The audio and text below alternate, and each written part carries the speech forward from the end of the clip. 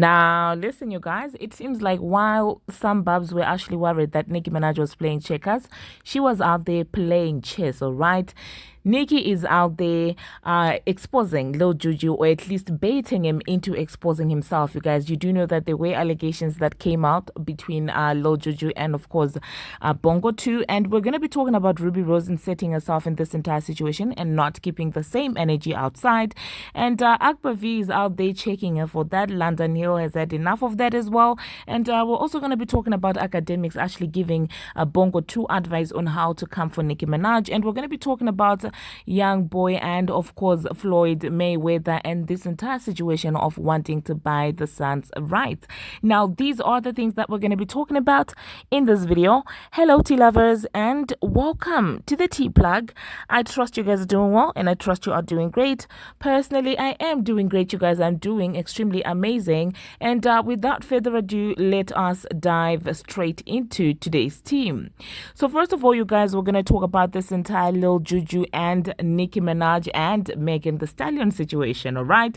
So Nicki Minaj, as you know, guys, previewed a little snippet of a song on which she was actually dissing Beck Bongo 2 after she decided to come for her. And it seems like that beat she got from Juice, all right? And Juice actually did acknowledge that he had gotten help from Lil Juju in making that beat. So for the song to actually come out, she has to get clearance from Lil Juju, all right? Now, this is where the entire situation starts, all right? Honestly speaking, a lot of people are wondering, why would Nicki Minaj expect Lil Juju to clear the beat? Oh my goodness, why would she use Lil Juju's beat? And stuff like that. But it seems like Nicki Minaj knew what she was doing, all right? Because apparently Lil Juju was not going to clear the beat. She was refusing to clear the beat, and people kept asking, where is the song? Where is the song? We want the song. Give us the full version of the song. And this is what Nicki Minaj had to say. She said, apparently we are waiting on Lil Juju to clear that beat that I've heard for 6 years, child. Juicy J said that's who mainly produced, so now that's who we gotta go through. Things. You be the judge of what's happening. Onika Roman, all right? And Lil Juju didn't seem to get, actually that he was actually being baited. And that's when he decided to, post a meme and say that, oh, well, he wasn't going to clear the beat, insinuating actually that he was not going to clear the beat. And one person said, we knew and we do not care. Thank you for showing the world. Yeah, really trying to sabotage Nicki Minaj, all right? Now, so the history now between Megan Thee Stallion and Lil Juju is that allegedly during the court case and everything, Patterson was out there claiming that, Megan was, laying down with Lil Juju in exchange of beats. In exchange for beats, you guys, listen, she was allegedly giving her Kudi Get Out just to get some beats from Lil Juju, all right? And allegedly, that is when she denied these allegations and she swore on her mother. So now, do you guys see how this all is coming together? This woman is a genius. So you guys, people really think that they are dealing with a gullible person, but she knows what she's doing. And right now she's just creating evidence to the district that she's going to come up with. And when I actually finally caught on to that, I was like, listen, let me give her a round of applause because she truly is genius. She is literally gathering evidence around the disses that she has. And you guys were out there saying, oh my goodness, why are you bringing Megan's mother? And it's not like she insulted the woman. She did not. What she said was Megan had to apologize to her mother for lying on her because allegedly during the court case, she denied that she slept with, she was laying down with Lil Juju in exchange of beats, and it later came out that she was actually lying, but then initially she had sworn on her passed away mother. Do you understand what I'm saying? So that's why Nicki Minaj was saying she had to apologize to her mother, is because she lied on her name. And now Nicki Minaj has just proved that, oh well, Lil Juju to a certain extent with her, that actually might be true, okay? So she has gotten this man involved in this entire song, just so even when she drops the diss track, it's going to be making a lot of sense, all right? And she did not end there, you guys, Nicki Minaj. she went ahead and put laughing emojis at Lil Juju's meme, all right? I guess he hadn't gotten the cue to be quiet since they're trying to play victim. I guess he missed the cue from from the serpent. So that's the only reason why he responded. Because is it not that they're going with the sympathy now or with the drop and be quiet? I don't know. They're mimicking Beyonce now. I don't know, man. And then so yeah, Nicki Minaj went ahead and responded to a tweet by Lil Juju made in 2016, where he said, "Bro, Nicki Minaj fine than a B," and Nicki Minaj said, "Yep, all right." And this is all getting very catchy and interesting, all right? So let me know, you guys, what you think about that in the comment section, because right now the internet is like, oh my goodness, Lil Juju just got exposed for basically laying down with Bongo 2, aka Bongo the Serpent, for beats, which goes to say to prove allegedly that Party was not lying about this entire situation. Now talk about a chess move, all right? Now the next thing that we're going to be talking about, you guys, we are going to be talking about the non-factor Rubi Rose. Rubi Rose and her body count are out there coming for Nicki Minaj in a close friends list. Now when Nicki Minaj refuses to give any of these girls collaborations, you guys are out there saying, oh my goodness, she doesn't work with she doesn't want to work with others. But this is exactly how the human nature is like, all right? Outside of the close friends list, she's out there showing love, and in the close friends list, she's out there being messy AF, all right? This is what allegedly she wrote, all right? She said Nicki Minaj is AF. Only option to marry was a P. Be evil. Pretty in the face, but body bodged AF. Evil spirit be old AF, trying to keep up. Ozempic really saved a big self. Beefing with this young girl so lame. Be washed, you are 40. Take care of Papa and your drug addiction. And this is coming from somebody who hasn't had anything to do with Nicki Minaj directly. Nicki Minaj has never shaded this girl. Nicki Minaj has never had any negative interaction with this girl. And she's out there sitting in a close friends list, calling Nicki Minaj names like this, and just doesn't end there. Brings in her son, Papa Bear, in this entire situation.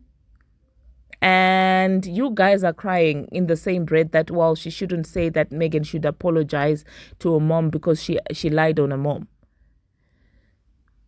And you will see that there won't be any outrage here, which is insane in my own opinion. Now, I know I did do a previous video when I was saying Akbar V was being, too much. But really, sometimes she has a point. Because the Transformer actually insulted her mother, her passed away mother, and said that, well, she's breakdancing in the grave. But we didn't receive any form of outrage like this. But because it's Nicki Minaj, then the world is in shambles. Then she shouldn't have said that. She shouldn't even have.